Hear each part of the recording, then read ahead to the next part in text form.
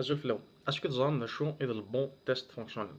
Donc le bon test fonctionnel, c'est un test qui est vérifié en fait si une fonctionnalité spécifique d'une application fonctionne comme prévu, comme attendu, selon les exigences définies par le client, par le métier.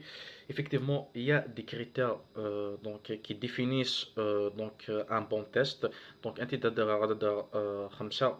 les critères. Donc, c'est la clarté des objectifs.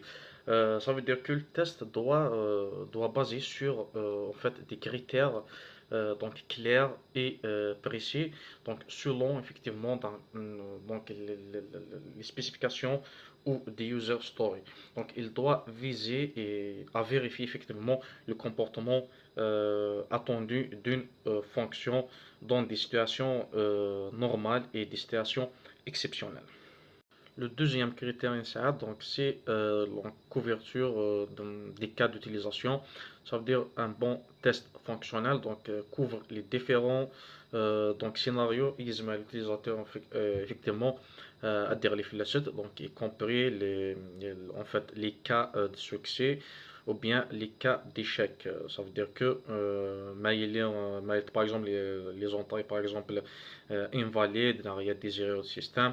Donc ça veut dire qu'il y a un test. Le troisième critère c'est l'indépendance. Ça veut dire que chaque test fonctionnel il est différent, indépendant le test d'une manière que l'exécution d'un test ne soit pas affectée par d'autres tests. Le quatrième critère c'est les scénarios réalistes. C'est que les tests doivent il est réaliste et refléter les situations réelles dans lesquelles l'utilisateur final interagira avec le système. Ça veut dire que des fois il a des tests rares, l'utilisateur utilise c'est pour ça des fois un bug un bug l'utilisateur là toujours laisse des fois les développeurs les efforts à fixer. Le cinquième critère c'est la facilité de compréhension. Le test il est lire facile à comprendre tant pour les développeurs pour les parties non techniques parce que les développeurs